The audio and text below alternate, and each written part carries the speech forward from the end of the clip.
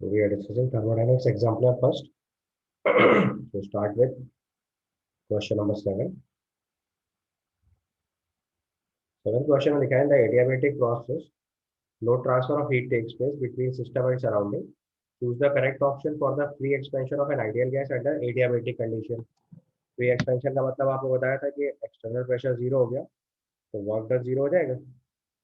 सारे स्टेप्स लिख लो। पहले आपको पता है कि प्रोसेस एडियाबेटिक है, एडियाबेटिक प्रोसेस के लिए क्यू जीरो होता है। फ्री एक्सपेंशन अगर लिखेंगे तो फ्री एक्सपेंशन के केस में वर्क डन जीरो हो जाएगा। अब आपको फर्स्ट लॉ ऑफ थर्मोडायनेमिक्स पता है। First law of thermodynamics Q plus W is equal to delta U. इसका मतलब डेल्टा यू भी जीरो हो गया क्योंकि क्यू और डब्ल्यू दोनों जीरो है। और एक बार डेल्टा यू जीरो हो जाएगा तो the adiabatic process no transfer of heat takes place between system and surrounding. Choose the correct options for the free expansion of ideal gas under adiabatic condition from the following list. तो ideal gas के लिए delta U zero हो गया और delta U की value आपको बता रखी है एनसीवी डेल्टा टी। इसका मतलब डेल्टा टी भी जीरो हो जाएगा। हमारा आंसर होगा Q zero, delta T zero और W zero. Answer will report as third one. ठीक, देख लो, अच्छा सवाल है। Then comes question number 8। समझ गया ना। पहले क्वेश्चन नंबर 7 एडियाबेटिक प्रोसेस है तो क्यू जीरो है, फ्री एक्सपेंशन इसलिए वर्क डन जीरो है। फर्स्ट लॉ से Q plus W is equal to delta U होता है। क्यू और डब्ल्यू दोनों जीरो है इसलिए डेल्टा यू भी जीरो होगा। डेल्टा यू जीरो होगा इसलिए आइडियल गैस के लिए इक्वेशन एनसीवी डेल्टा टी। अब सीवी और एन जीरो होता नहीं है और डेल्टा यू जीरो है, इसका मतलब डेल्टा टी ही जीरो होगा। तो उसके बेसिस पे आंसर हमारे लिए थर्ड हो जाएगा Q W delta U delta T, चारों टर्म जीरो आएंगे। Then comes question number 8। The pressure volume work for an ideal gas can be calculated by using an expression W is equal to minus times integral of P external into dV. The work can also be calculated by the PV plot by using the area under the curve within the specified limits. When the ideal gas is compressed reversibly and irreversibly from the volume Vi to V final, choose the correct options. तो देखो आपको क्या करना है कि हमने एक ideal gas को कॉम्प्रेस करा रहे हैं। तो देखो आप इसको पीवी ग्राफ पे बना लो तो आपको समझ आ जाएगा।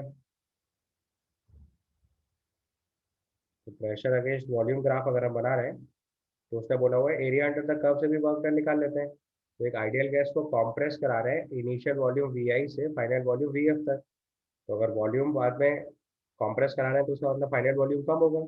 वॉल्यूम कम होगा तो प्रेशर अपने आप ज़्यादा होगा।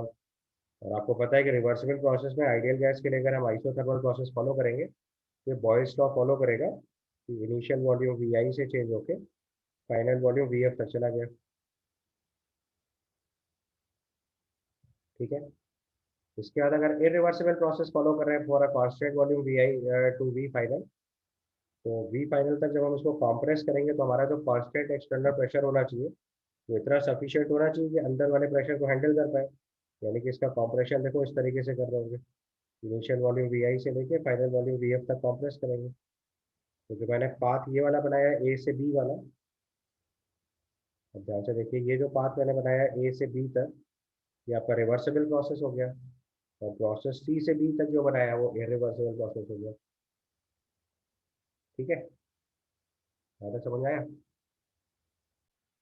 तो देखो अगर हमने कांस्टेंट, आपको तो कोई एक केस डील करना है ना, कांस्टेंट एक्सटर्नल प्रेशर से अगर हमने कंप्रेस किया तो बीसी, तो अब यहाँ पे आप देख सकते हो कि जो प्रोसेस ए बी है हमारे लिए ये रिवर्सिबल प्रोसेस है और प्रोसेस सी बी जो है वो इरिवर्सिबल प्रोसेस है। तो इरिवर्सिबल प्रोसेस मैंने एक कांस्टेंट एक्सटर्नल प्रेशर से कर दिया। आप मान लो कांस्टेंट एक्सटर्नल प्रेशर नहीं लेना चाहते, कोई बात नहीं, आप स्टेप बाय स्टेप करा दो। पहले आपने मान लो किसी एक प्रेशर से ऐसे कॉम्प्रेस कराया इस प्रेशर को, यहाँ तक कॉम्प्रेस कराया, फिर उसके बाद अगला प्रेशर ले लो, ऐसे चेंज करते जाओ। तो हर बार एक हायर प्रेशर की तरफ बढ़ते जाएंगे आप फाइनली। समझ आ रही बात है। अब मतलब आप चाहो तो उसी को स्टेप बाई स्टेप भी कर सकते हो। एक बार ऐसे करो, फिर ऐसे करो, फिर ऐसे करो, फिर ऐसे करो, ऐसे भी कर सकते हो। पहले इस प्रेशर से कॉम्प्रेस करा यहाँ तक, फिर इस प्रेशर से कॉम्प्रेस करा यहाँ तक, फिर इस प्रेशर से कॉम्प्रेस करा यहाँ तक, ऐसे भी रह सकते हैं। ये भी एक प्रोसीजर है और उसको कितने भी पाथ बनाए जा सकते हैं। तो ultimately it is area under the curve. आपको जो रेड शेडेड एरिया है वो मिनिमम है, ये समझ में आ रहा है। आप कितने भी पाथ स्टेप फॉलो कर दो तो नंबर ऑफ स्टेप्स पे डिपेंडेंट हो जाएगा। जैसे मान लो मैंने एक स्टेप में करा तो सी से बी डायरेक्ट गए, 3 स्टेप में करना है तो जैसे यहाँ से मान लो पी से क्यू गए, क्यू से क्यू डैश पे आए, फिर आर पे पहुंचे, फिर आर डैश पे गए और बी पे पहुंच गए। अब देखो ये भी क्या है, रिवर्सिबल प्रोसेस है, तो इस प्रोसेस में भी आप पी से लेके बी तक पहुंच गए, अल्टीमेटली धीरे धीरे करके कंप्रेस होते चले गए। स्टेप में भी करोगे तो भी एरिया अंडर द कर्व ज्यादा आएगा। तो उससे पता चल गया कि work done of irreversible process जो है, वो work done of reversible process से ज्यादा हो जाएगा हमेशा। तो आता है इसका आंसर टू रिपोर्ट करेंगे। वर्क डन कैसे डिसाइड करा, एरिया अंडर द कर्व से। ठीक है, इसके बाद क्वेश्चन नंबर 9 देखिए। क्वेश्चन नंबर 9 में लिखा है, entropy change can be calculated by using expression delta S is equal to Q reversible by T. When water freezes in a glass beaker, choose the correct statement among this the following. अब देखो जब हमारा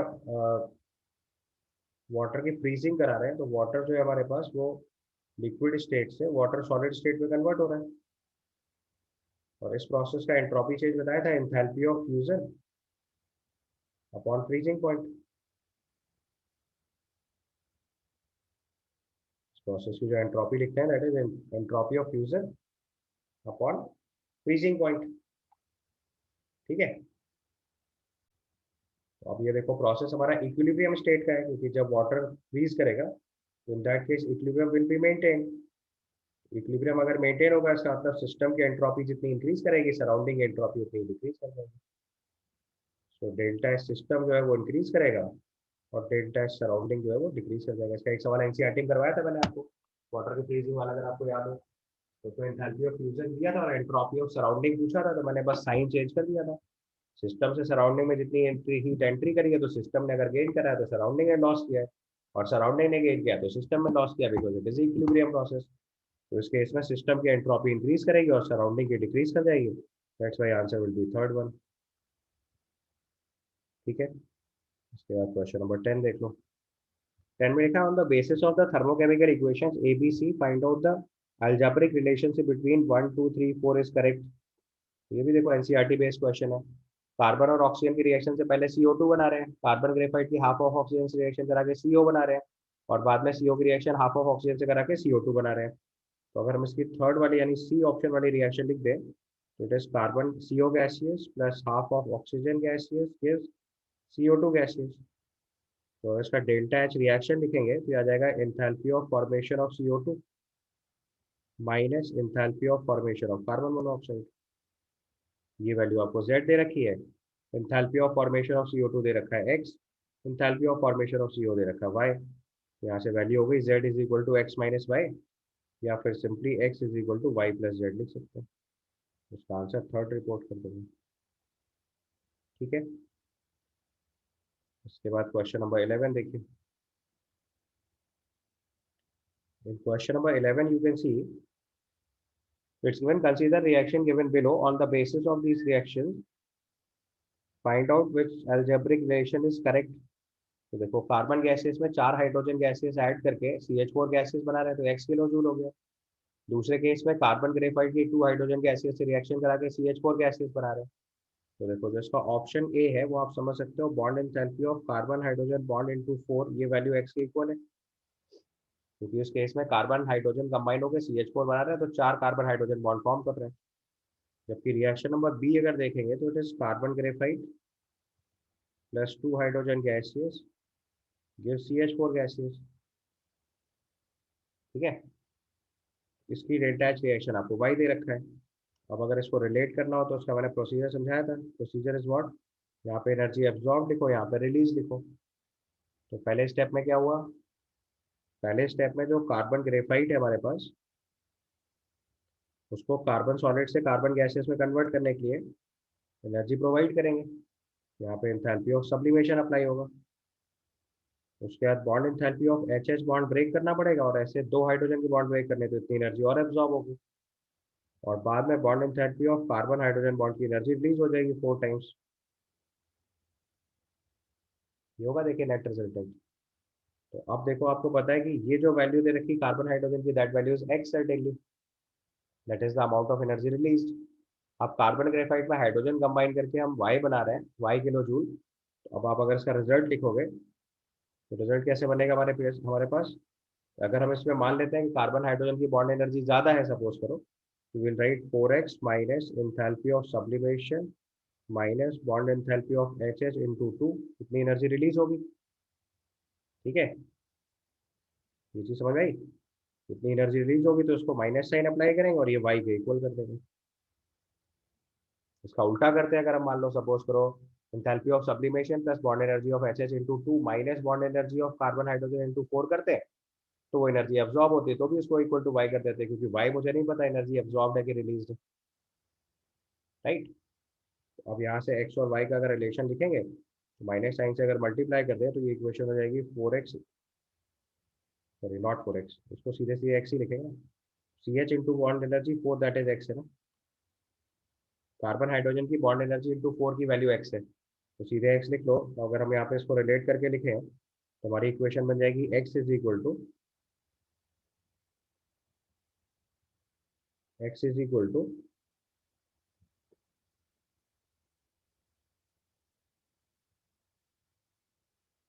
Y minus,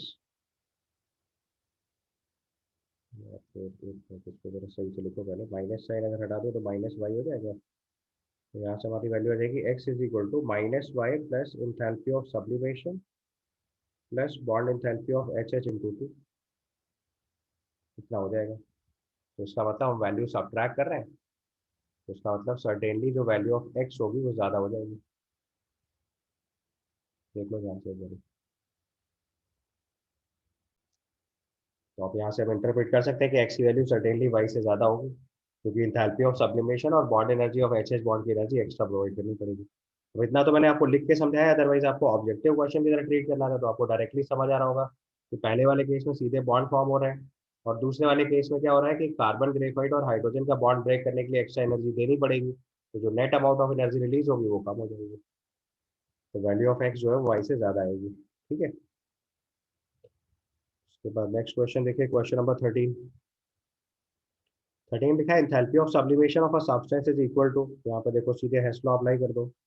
हमारे पास एक solid state में substance है, उसको liquid state में कन्वर्ट करा, फिर गैसियस स्टेट में कन्वर्ट करा।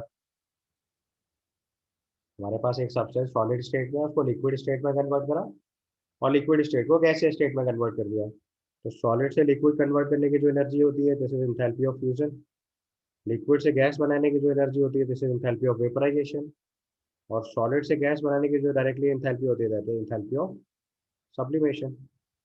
अब अगर हम हैश लॉ अप्लाई करें तो मैंने आपको बताया था ए सॉलिड से गैस जाने के दो रास्ते हो गए, दोनों रास्तों की जो इंथैल्पी का समेशन है वो कांस्टेंट आएगा। तो इंथैल्पी ऑफ सब्लिमेशन जो होगा वो enthalpy of fusion plus enthalpy of vaporization के इक्वल आ जाएगा। Enthalpy of sublimation of a substance will be equal to enthalpy of fusion plus enthalpy of vaporization. तो इसका आंसर फर्स्ट लिख देंगे, सिंपली हैश लॉ अप्लाई किया हुआ। उसके बाद क्वेश्चन नंबर 14 देखिए। 14 लिखा है which of the following is not correct. पहले स्टेप में लिखा है delta ji zero for the reversible reaction, delta G is positive for spontaneous reaction, इसलिए गलत हो गया। Delta G negative for non spontaneous reaction and delta G is positive for non spontaneous reaction, ये ठीक है। आपको पता है जो रिवर्सिबल प्रोसेस होता है उसमें इक्विलिब्रियम हमेशा मेंटेन होता है, तो अगर इक्विलिब्रियम मेंटेन होगा तो at equilibrium delta G zero होता है। स्पॉन्टेनियस प्रोसेस लिए डेल्टा नेगेटिव, नॉन स्पॉन्टेनियस लिए डेल्टा पॉजिटिव होता है, तो उसका आंसर जो है वो सेकंड रिपोर्ट कर देंगे कि नॉट करेक्ट पूछा गया। उसके बाद क्वेश्चन नंबर 15 देखिए। In question number 15 is given thermodynamics mainly deals with interrelation of various form of energy with their transformation from one to another, correct? Energy changes in the process which depends only on the initial and final state of the microscopic system containing a few molecules. How and what rate these energy transformations are carried out? The system is in equilibrium state or moving from one equilibrium state to another equilibrium state. तो बस का third वाला option छोड़ दो। How and what rate these energy transformations are carried out? तो rate of energy transformation की study नहीं करते। समझ आ गया ना 15। बेसिकली थर्मोडायनामिक्स की डेफिनेशन अगर ध्यान से देखोगे तो interrelation between various form of energy and their transformation from one another, ये तो करेक्ट हो गया। Energy changes in the process which depends on initial and final state of the microscopic system containing few molecules, बस इसकी वजह से गलत हो गया। हमेशा गैसियस मॉलिक्यूल्स की स्टडी करते हैं जिसमें सर्टेन नंबर ऑफ मोल्स होने चाहिए, लिमिटेड नंबर ऑफ मॉलिक्यूल्स की स्टडी थर्मोडायनामिक्स में नहीं की जाती, क्योंकि हम इंटरनल फोर्सेस को बहुत ज़्यादा डील नहीं करते। And how and what rate of energy transformation carried out, ये भी स्टडी नहीं करते, क्योंकि मैंने आपको बताया था कि थर्मोडाइनमिक्स में ये तो स्टडी करते हैं कि कितनी एनर्जी ट्रांसफर हुई, बट किस रेट से, वो रेट वाली स्टडीज नहीं करी जाती। मतलब टाइम कंस्टेंट नहीं है, हम थर्मोडाइनमिक्स में केवल इतना स्टडी करते हैं कि ये प्रोसेस हो रहा है या नहीं हो रहा है, कितने टाइम और कैसे, ये स्टडी थर्मोडाइनमिक्स में नहीं होती है। A system is in equilibrium state and moving from one equilibrium state to another equilibrium state, ये पॉसिबल है। हम एक इक्विलिब्रियम से दूसरे इक्विलिब्रियम को स्टैब्लिश कराने के लिए जो भी ट्रांसफॉर्मेशन करेंगे वो थर्मोडायनामिक्स से स्टडी करेंगे। उसका आंसर 1 एंड 4 हो जाएगा। उसके बाद क्वेश्चन नंबर 17 देखिए, spontaneity means having a potential to proceed without the assistance of the external agency, the process which occurs spontaneously are, पहला लिखा है flow of heat from colder to warmer object, तो उल्टा हो गया, हमेशा हीट कहाँ से कहाँ फ्लो करती है, हाई टेम्परेचर से लो टेम्परेचर तक। आपको पता है heat flows from high temperature to low temperature, heat flows from high temperature to low temperature, जैसे जैसे टेम्परेचर हायर से लोअर की तरफ चलेंगे हीट ट्रांसफर होगी। So flow of heat from colder to warmer body, ये गलत हो गया। Gas and container containing to one contracted into one corner, ये भी पॉसिबल नहीं है। जब तक आप बहुत ज़्यादा प्रेशर अप्लाई नहीं करोगे तब तक गैस किसी एक कॉर्नर में कॉन्ट्रैक्ट नहीं हो सकती, और अगर कॉन्ट्रैक्ट होगी तो एंट्रोपी डिक्रीज करेगी, ये भी काम अपने आप नहीं होगा। Gas expanding to fill the available volume, ये स्पॉन्टेनियसली पॉसिबल है क्योंकि गैस की रैंडमनेस बढ़ रही है इस प्रोसेस से। Burning carbon into carbon in oxygen to give carbon dioxide, ये भी स्पॉन्टेनियसली पॉसिबल है क्योंकि कंबशन रिएक्शन है, तो कार्बन की ऑक्सीजन से रिएक्शन होकर CO2 गैसेस बनेगा। इस प्रोसेस में देखो ये सॉलिड फॉर्म है, ये गैसियस फॉर्म है, और बाद में CO2 गैसियस फॉर्म बन जा रही है। इस प्रोसेस का डेल्टा एच नेगेटिव और डेल्टा एच आप ऑलमोस्ट जीरो बोल सकते हो, क्योंकि एक मोल गैस से एक मोल गैस बन रही है, तो डेल्टा एच नेगेटिव और डेल्टा एच ऑलमोस्ट जीरो है, तो डेल्टा जी नेगेटिव आ जाएगा, because delta H is equal to delta H minus T delta H. ठीक है, तो अगर आप इसका आंसर रिपोर्ट करेंगे तो इसका आंसर हो जाएगा थर्ड एंड फोर्थ। ठीक, उसके बाद क्वेश्चन नंबर 18 देखिए। In question number 18 it's given, in question number 18 it's given, for an ideal gas the work of reversible expansion under isothermal condition can be calculated by using expression W is equal to minus nRT ln of V2 by V1। ये मैंने आपको reversible isothermal process का work done निकालना सिखाया था, W is equal to minus nRT ln of V final by V initial, ये वही formula दिया हुआ है। अब उसने पूछा sample containing 1 mole of an ideal gas is expanded isothermally and reversibly to 10 times of its original volume in two separate experiments. The expansion is carried out to 300 Kelvin at expansion is carried out here at 300 Kelvin and 600 Kelvin respectively. Choose the correct options. तो आपको दोनों process के work done calculate करने हैं actually में। तो देखो आपको work done of the process clear है, W is equal to minus nRT ln of V final by V initial है। तो उसने बोला हुआ एक मोल गैस को, आइडियल गैस को आइसोथर्मली एक्सपेंड कराया, इनिशियल वॉल्यूम से फाइनल वॉल्यूम 10 टाइम्स करा गया, लेकिन टेम्परेचर दो अलग अलग लिए गए। तो पहले वाले पाथ पे अगर वर्क डन लिखेंगे W1 तो आ जाएगा minus nR into 300 ln of 10, minus nR 300 into ln of 10, expansion है तो वॉल्यूम 10 टाइम्स हुआ। और दूसरे वाले का वर्क डन लिखेंगे तो आ जाएगा minus nR into 600 into ln of 10। ठीक है, तो work done at 600 kelvin is 20 times the work done of at 300 kelvin, ये तो गलत हो गया, केवल 2 टाइम्स होगा। Work done at 300 kelvin is twice the work done at 600 kelvin, ये भी गलत हो गया। Work done at 600 kelvin is twice the work done of 300 kelvin, ये सही हो गया, तो इसका आंसर थर्ड तो करेक्ट हो गया। और आइसोथर्मल प्रोसेस है इसलिए डेल्टा यू दोनों प्रोसेस में जीरो होगा, तो इसलिए प्रोसेस का आंसर फोर्थ हो गया। और isothermal process delta U zero. ठीक है, रिवर्सिबल आइसोथर्मल प्रोसेस में डेल्टा यू जीरो होता है, इसलिए फोर्थ ऑप्शन दोनों ही कंडीशन में करेक्ट हो जाएगा। Then comes question number 19। Question number 19 is given. Consider the following reaction between zinc and oxygen and choose the correct options out of the following. आपको zinc solid plus O oxygen oxygen gases से ZnO solid बनाना है, उसका delta H given है। The enthalpy of 2 moles of ZnO is less than the total enthalpy of 2 moles of zinc and 1 mole of oxygen by 693.8 Kelvin, 693.8 kilo joule. तो देखो अगर इस reaction का डेल्टा एच नॉट रिएक्शन लिखेंगे आप, जाएगा enthalpy of formation of ZnO into 2 minus enthalpy of formation of minus enthalpy of formation of zinc into 2 minus enthalpy of formation of oxygen. अब देखो आपको पता है कि elements present in thermodynamically most stable allotropic form zero होता है, तो ये वैल्यू भी जीरो हो जाएगी और ये वैल्यू भी जीरो हो जाएगी। तो the enthalpy of 2 moles of ZnO is less than the total enthalpy of 2 moles of Zn and 1 mole of oxygen by 393.8 kilo joule. तो आपको देखो डेल्टा एच रिएक्शन दिख रहा है, तो उसने बोला हुआ है कि enthalpy of 2 moles of zinc oxide is less than total enthalpy of 2 moles of zinc and 1 mole of oxygen by this value। तभी तो -693.8 आ रहा है, ये करेक्ट आंसर हो गया। तो enthalpy of 2 moles of zinc is, तो क्या आपको लॉजिक समझ में आ रहा है ना, इस वैल्यू में से इसको सब्ट्रैक्ट कर रहे हैं और टोटल वैल्यू नेगेटिव आ रही है। इसका मतलब जो जिंक ऑक्साइड की एक्चुअल एंथैल्पी है वो जिंक और ऑक्सीजन की एंथैल्पी से 693.8 किलो जूल कम है। और रिएक्शन का डेल्टा एच देखो नेगेटिव है, तो इसका मतलब प्रोसेस कैसा है, एक्सोथर्मिक है। प्रोसेस एक्सोथर्मिक है तो एनर्जी यहाँ पे इवॉल्व हो रही है। ठीक है, तो अगर हम इसका आंसर लिखेंगे तो 1 करेक्ट हो गया और एनर्जी इज इवॉल्व, ये भी आंसर 3 करेक्ट हो गया। इसी चीज़ को ग्राफिकली समझना है तो मैंने आपको इक्विलिब्रियम के टाइम पे सिखा रखा है। अगर ग्राफिकली लिखना है, potential energy versus reaction cost अगर लिखेंगे तो इस रिएक्शन का डेल्टा एच नेगेटिव है, तो ये ऐसे ग्राफ आएगा नीचे की तरफ, यहाँ पे प्रोडक्ट की एनर्जी होगी, यहाँ रिएक्टेंट की एनर्जी होगी। तो प्रोडक्ट की एनर्जी देखो रिएक्टेंट से कम है, तभी डेल्टा एच नेगेटिव आ रहा है। इससे भी इंटरप्रेट कर सकते हैं। तो चाहे तो थर्मोकेमिस्ट्री की इक्वेशन लिखते हैं, उससे इंटरप्रिटेशन निकालते हैं, या ग्राफिकली भी बता सकते हैं। ठीक है, then comes question number 20। Question number 20, it's given 18 gram of water completely vaporizes at 100 degree Celsius and 1 bar pressure, and the enthalpy change in this process is 40.79 kilojoule per mole. What will be the enthalpy change for vaporizing 2 moles of water under the same condition? And what is the standard enthalpy of vaporization of water? तो देखो 18 gram water दिया हुआ है आपको, which is same as 1 mole water।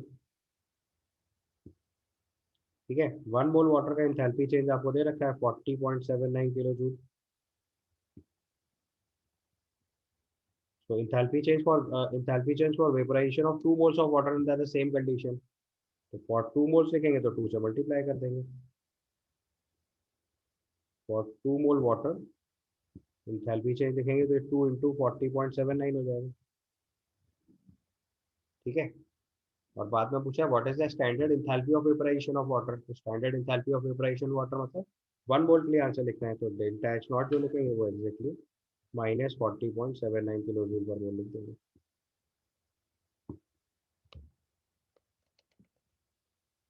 Liquid को आप vapour में convert कर रहे हैं, सॉरी उल्टा लिख दिया। Enthalpy of vaporization of water लिखा है, तो अगर लिक्विड से वेपर बनाएंगे तो +40.79 लिखेंगे, और वेपर से लिक्विड बनाएंगे तो इतना ही माइनस में लिखेंगे।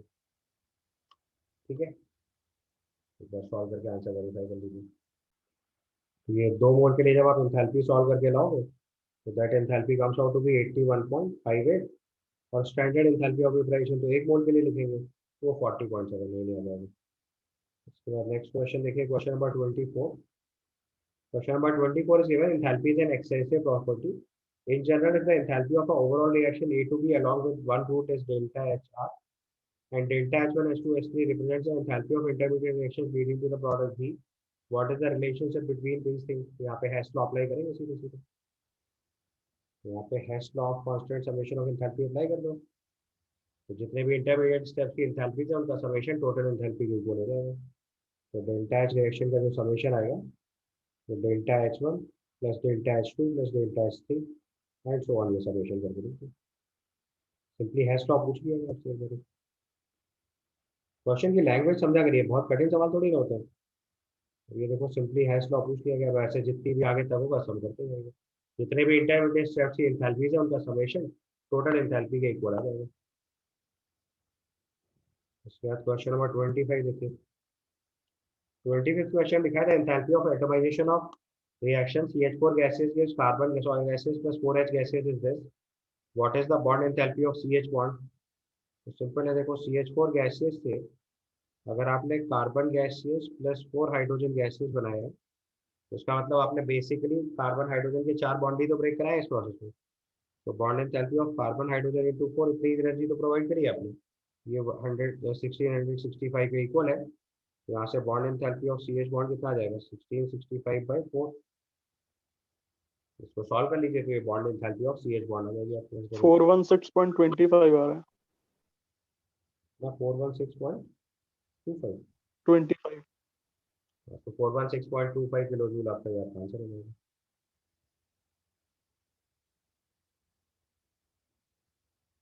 तो एक सी एच बॉन्ड ब्रेक करने में 416.25 किलो जूल एनर्जी रिक्वायर्ड होगी। इसका नेक्स्ट क्वेश्चन देखिए, क्वेश्चन नंबर 30।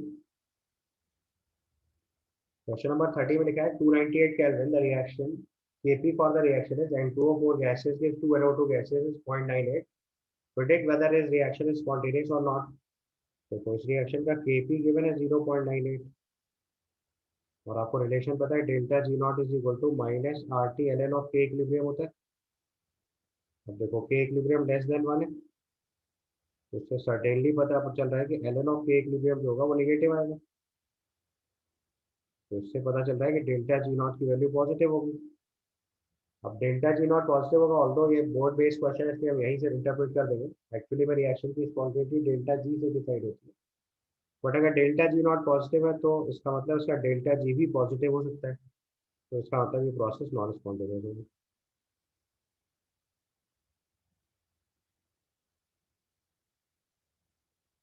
समझ में आई बात? ऑल्दो ये चीज़ मैंने डेल्टा जी नॉट से प्रेडिक्ट करी है, बट ध्यान रखना जे एडवांस लेवल पे उसको जे डेल्टा जी नॉट से प्रेडिक्ट नहीं करते। ऑल्दो डेल्टा जी नॉट और डेल्टा जी की वैल्यू में बहुत कम अंतर होता है, बट अगर कहीं पे डेल्टा जी का साइन नेगेटिव आएगा और डेल्टा जी नॉट अगर पॉजिटिव भी है तो भी प्रोसेस स्पॉन्टेनियस ही होगा। तो sign of delta G is important, not delta G naught. But यहाँ क्योंकि और कोई एडिशनल इन्फॉर्मेशन है नहीं हमारे पास, इसलिए हमने डेल्टा जी नॉट से प्रेडिक्ट कर लिया। तो इस क्वेश्चन में ध्यान देना है, मैंने डेल्टा जी नॉट के साइन से प्रेडिक्ट कर दिया स्पॉन्टेनिटी, क्योंकि डेल्टा जी और डेल्टा जी नॉट के sign most of the time same आएंगे, क्योंकि R T L N of Q जो है वो बहुत स्मॉलर वैल्यू होती है। हम लोग प्रैक्टिकली सॉल्व करेंगे तो विल सी कि इसमें बहुत कम अंतर होता है, बट ऐसा नहीं है कि साइन चेंज नहीं हो सकता है। तो इसलिए एडवांस लेवल पे ध्यान रखना है कि डेल्टा जी से ही साइन प्रिडिक्ट करना है। अदरवाइज डेल्टा जी नॉट से भी आप आंसर इंटरप्रेट तो कर ही सकते हो, कोई अंतर नहीं है। Then comes question number 31। In 31 question given a sample of 1 mole of monatomic gas is taken through a cyclic process of expansion and compression as shown in figure 6.1. What will be the value of delta H for the whole cycle? आपको बताया था किसी भी cyclic process के लिए सारे state function का change zero होता है। तो डेल्टा एच स्टेट फंक्शन है तो डेल्टा एच की वैल्यू जीरो आएगी। आपको डायरेक्ट बताया था किसी भी साइक्लिक प्रोसेस के लिए जितने भी स्टेट फंक्शन है उनका चेंज जीरो होता है। तो उसका पूछा है what will the value of delta H for the cycle as a whole, तो डेल्टा एच जीरो आ जाएगा। ऐसा इसलिए क्योंकि जो डेल्टा एच है या जो इंथैल्पी है वो एक स्टेट फंक्शन है। Self enthalpy is a thermodynamic state function. मैंने बताया था कि थर्मोडायनेमिक स्टेट फंक्शन जो होते हैं वो इनिशियल और फाइनल स्टेट ऑफ सिस्टम पे डिपेंडेंट होते हैं, वो प्रोसेस के पाथ पे डिपेंडेंट होते ही नहीं है। तो अगर हम 1 से 2 होते हुए 3 होते हुए फिर 1 पे आ गए तो इनिशियल और फाइनल स्टेट सेम हो गई, इसलिए डेल्टा एच की वैल्यू जीरो ही आएगी। ठीक है, क्लियर? Next question number 37। 37 लिखा है although heat is a path function but heat absorb by the system under certain specific condition is independent of path, what are those conditions explain. तो देखो वैसे तो heat जो है वो पाथ फंक्शन है, बिल्कुल सही बात है, आप किस प्रोसेस से उसको चेंज कर रहे हैं इससे फर्क पड़ता है। बट उसने बोला हुआ है कि but system under certain specific condition is independent of path, तो मैंने आपको एक कंडीशन बताई थी, reversible isobaric process. Reversible isobaric process में जो क्यू होता है वही डेल्टा एच होता है।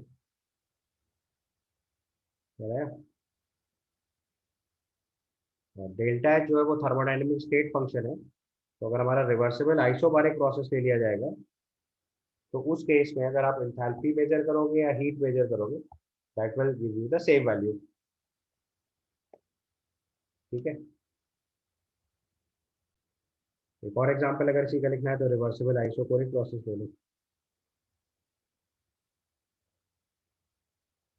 तो रिवर्सिबल आइसोकोरिक प्रोसेस में भी क्यू जो है वो इंटरनल एनर्जी बराबर हो जाएगा मतलब इसको एनसीवी डेल्टा टी लिख देंगे तो ये भी थर्मोडायनेमिक स्टेट फंक्शन की तरह ट्रीट होने लगेगा।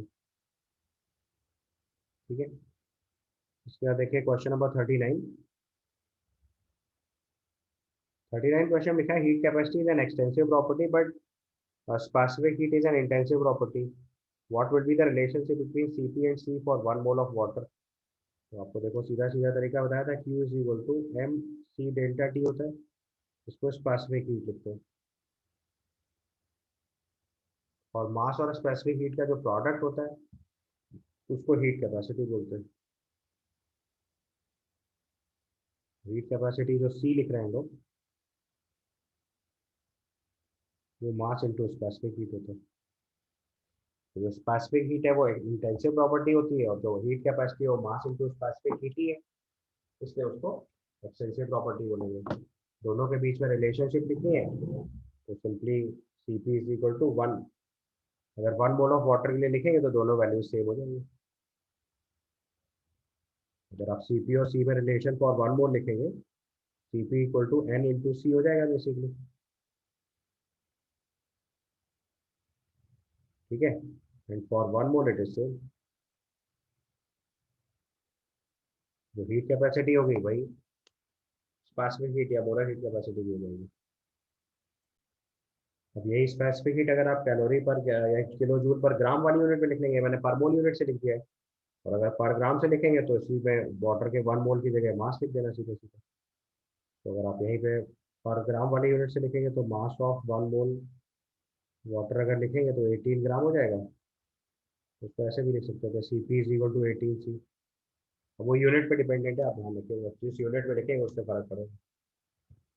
ठीक है, लॉजिक समझ में आ गया ना, बस मास इंटू स्पेसिफिक हीट जो होता है उसी को हीट कैपेसिटी लिखते रखते हैं। उसके बाद क्वेश्चन नंबर 45 देखिए। In question number 45 is given, what will be the work done of an ideal gas enclosed in a cylinder when it is compressed by a constant external pressure this in a single step as shown in figure 6.2। तो अगर आपको पता है single stroke में ऐसा करेंगे तो work done क्या होगा, P external into delta we. Work done की वैल्यू लिखेंगे minus times P external into delta we.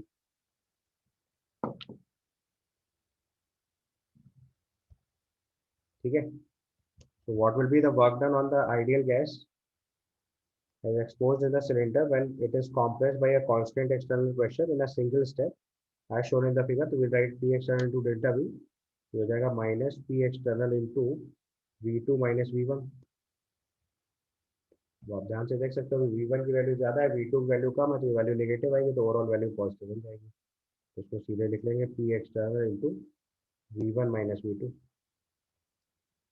ये आपका वर्क डन हो जाएगा सीधे सीधे। और ग्राफिकली इसको एक्सपेंड करना है तो कॉम्प्रेशन का ग्राफ हो गया एक सिंगल स्टेप पे। तो इसका मैंने आपको ग्राफ बनाया था, अभी पीवी ग्राफ बना दो सीधे सीधे। अगर ये चीज़ ग्राफिकली एक्सप्लेन करनी है तो ये पीवी ग्राफ है। तो ये एक पॉइंट V1 से दूसरे पॉइंट V2 तक जाना है।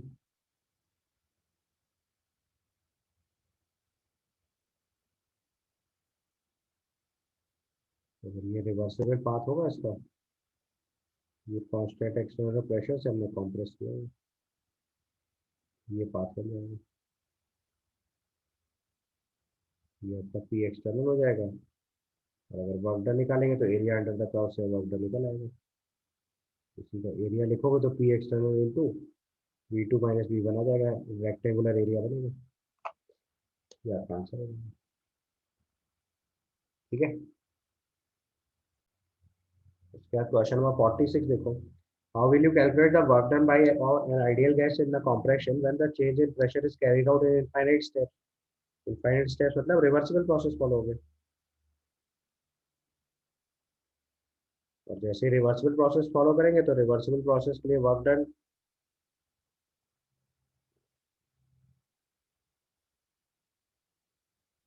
निकालेंगे तो बस इसी में एरिया अंडर द कर्व वो वाला प्रोसेस लिख दो जो इनफाइनाइट स्टेप्स पे चल रहा है। तो उसके लिए वर्क डन लिखेंगे तो ये पीवी ग्राफ हो गया देखो।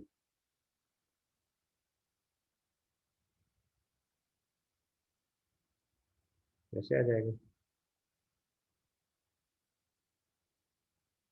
वॉल्यूम V1 से लेके V2 तक जाएंगे, अब की बार एरिया अंडर तक जाएगी तो हो जाएगी।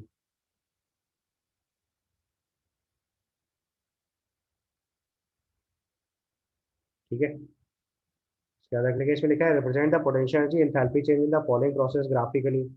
Throwing a stone from ground to roof. अब ग्राउंड से रूफ ले जाएंगे तो पोटेंशियल एनर्जी क्या होगी इसकी? डिक्रीज कर जाएगी। Sorry, throwing stone from ground to roof है ना, तो हाइट बढ़ा रहे हैं तो पोटेंशियल सर बढ़ेगी। एनर्जी बढ़ जाएगी। ठीक है, 48 के ए ऑप्शन में चलेंगे। तो अगर आपने स्टोन को ग्राउंड से ऊपर की तरफ थ्रो किया हुआ है तो उसकी हाइट बढ़ते हुए जा रही है, तो यहाँ पे पोटेंशियल एनर्जी mgh लिखी जाती है, तो ग्राउंड के रिस्पेक्ट में ऊपर की तरफ जा रहा है हाई हाइट पे, तो इस केस में पोटेंशियल एनर्जी इंक्रीज करेगी। दूसरे केस में half of H2 plus half of Cl2 gives HCl, इसका डेल्टा H नेगेटिव दिया हुआ है, तो इस प्रोसेस की इंथैल्पी देखो क्या है, नेगेटिव है। दूसरे प्रोसेस में इंथैल्पी देखो नेगेटिव है, तो इंथैल्पी डिक्रीज करेगी।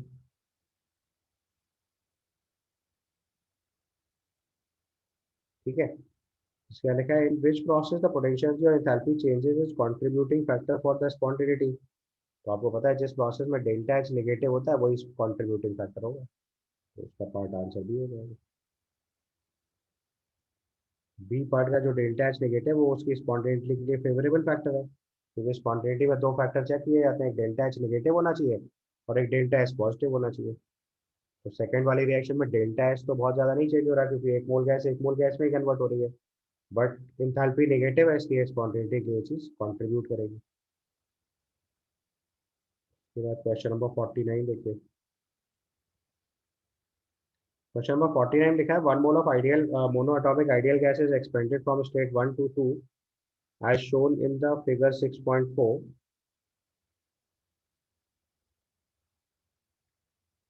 Calculate the work done for the expansion of the gas from state 1 to 2 at 298 Kelvin. तो देखो अगर स्टेट कांस्टेंट टेम्परेचर पे प्रोसेस है तो ये आइसोथर्मल प्रोसेस हो गया। आइसोथर्मल प्रोसेस के वर्क डन का डायरेक्ट फॉर्मूला लगा दो। आइसोथर्मल प्रोसेस का वर्क डन आएगा minus N R T L N of V final by V initial. Value substitute करो, minus number of moles 1, R की value 8.31, temperature 298, L N of V final by V initial लिखेंगे। अच्छा, V final by V initial लिख लो या P initial by P final लिख दो, तो एक ही बात है, क्योंकि कांस्टेंट टेम्परेचर पे P one V one equal to P two V two होता है। ठीक है, तो फाइनल वॉल्यूम तो 22.7 दिया हुआ है।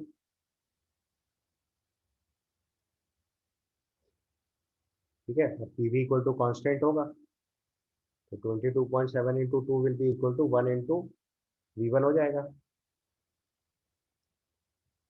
ये समझ गया ना, अलग से लिखो यहाँ पे P one V one equal to P two V two, so 1 into V I is equal to 22.7 into two हो जाएगा। यहाँ से वी आई की जगह 22.7 इंटू टू लिख दो, तो डिवाइडेड बाय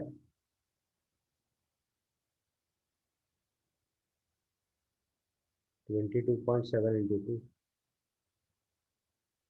ये आपका वैल्यू बन जाएगी। P final by P initial लिख देंगे। ठीक है,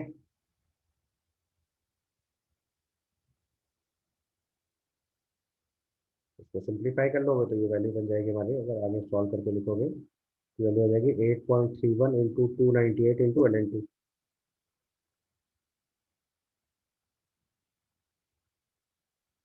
यहाँ से सिंप्लीफाई करके अगर वर्क डन लिखोगे तो आ जाएगा 8.31 into 298 into L N two. ये आपका फाइनल आंसर हो जाएगा अगर आपको एग्जैक्ट वैल्यू के साथ रिपोर्ट करना है तो। ठीक है, और आप ध्यान से देखो ए से बी में कॉम्प्रेशन है, तो work done on the system होगा, पॉजिटिव आना चाहिए, तो देखो सॉल्व होकर पॉजिटिव आ भी रहा है। ठीक, उसके बाद नेक्स्ट क्वेश्चन जो आपने पूछा that is question number 55। Question number 55 में देखो combustion of all organic compound is an exothermic reaction. ये चीज़ मैंने आपको बताया था, सारे combustion process delta H negative का केस होते हैं। ये पहला स्टेटमेंट तो सही लिखा हुआ है, कंबशन के लिए डेल्टा एच नेगेटिव होता है। The enthalpies of all the elements in the standard states are zero. Enthalpies of elements in their standard states are zero, ये भी ठीक हो गया। किसी भी एलिमेंट का इंथैल्पी ऑफ फॉर्मेशन जो होगा वो एलिमेंटल स्टेट में जीरो रिपोर्ट कर देंगे। Enthalpies of all the elements in their standard state are zero. ये भी करेक्ट हो गया, तो बोथ स्टेटमेंट करेक्ट आंसर लिख देंगे। So both A and R true, R is the correct expression. Both A and R true, but not correct expression. तो इसका answer 2 report करेंगे। ठीक है।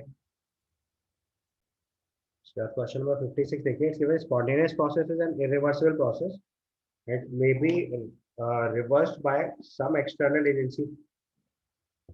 जो भी स्पॉन्टेनियस प्रोसेस है वो अपनी तरफ से हो रहा होता है, इसका मतलब वो एक इरिवर्सिबल प्रोसेस होगा। लेकिन हम उसे रिवर्स कर सकते हैं अगर कोई एक्सटर्नल फोर्स लगाएंगे तो। Decrease in enthalpy is the contributory factor for spontaneity. दोनों स्टेटमेंट करेक्ट हो गए इसमें भी। समझ गए ना। अगर मान लो जैसे लिक्विड वाटर है, हाई ऑल्टीट्यूड से लो ऑल्टीट्यूड की तरफ जा रहा है तो स्पॉन्टेनियस प्रोसेस है, इरिवर्सिबल है। बट अगर हम मोटर लगा के चाहें तो वाटर को दोबारा रिवर्स करके उसी पोजीशन में पहुंचा सकते हैं जहाँ पे था। ठीक है। 56 का आंसर भी 2 रिपोर्ट कर देंगे, बोथ स्टेटमेंट करेक्ट।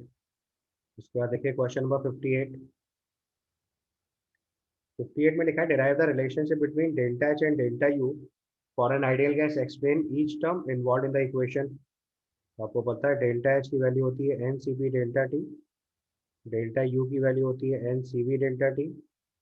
दोनों में रिलेशनशिप फाइंड आउट करनी है तो आपको पता है C P minus C V की वैल्यू आर होती है। तो delta H is equal to N C P delta T पे सी पी की जगह C V minus C V plus R लिख लो। तो उसको लिख देंगे N C V plus R into delta T. तो उसी को अगले स्टेप में लिख देंगे तो आ जाएगा N C V delta T plus N R delta T. तो delta H is equal to delta U plus delta N R delta T आ जाएगा। राइट। उसके बाद क्वेश्चन नंबर 61 देख लीजिए सीधे। 61 के लिए आपको देखो डेल्टा जी का रिलेशन पता है, delta G is equal to delta H minus T delta H होता है। और स्पॉन्टेनियस प्रोसेस के लिए डेल्टा जी नेगेटिव होना जरूरी है। अब उसमें पूछा है the condition when positive entropy change and what will be the condition for the spontaneity. तो आपको केस बोला गया डेल्टा एच पॉजिटिव है और डेल्टा एच पॉजिटिव है। ये प्रोसेस में भी स्पॉन्टेनियस एट हाई टेम्परेचर हो जाएगा। प्रोसेस में भी spontaneous at high temperature.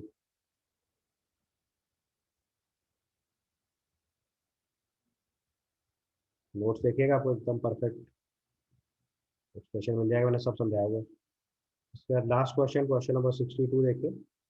In question number 62, it's given graphically show the total work done in the expansion when the state of an ideal gas is changing reversibly and isothermally from P1 V1 to P final V final.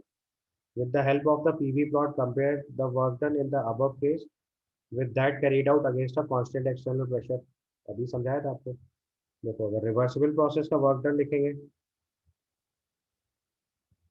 ये PV graph है, reversible isothermal लिखेंगे तो ऐसे external pressure के हिसाब से work done आएगा। So graphically show that the work done in the expansion, तो एक्सपेंशन यानी इनिशियल वॉल्यूम ये है और ये फाइनल वॉल्यूम तक जा रहा है। ये आपका एक्सपेंशन हुआ तो वॉल्यूम कम होता हुआ जा रहा है। तो अगर रिवर्सिबल प्रोसेस है तो वर्क डन ये आएगा, लेकिन एक्सपेंशन है इसलिए work done by the system होगा। एक्सपेंशन है तो work done by the system होगा, और जब work done by the system होगा तो ये नेगेटिव वैल्यू लिखेंगे।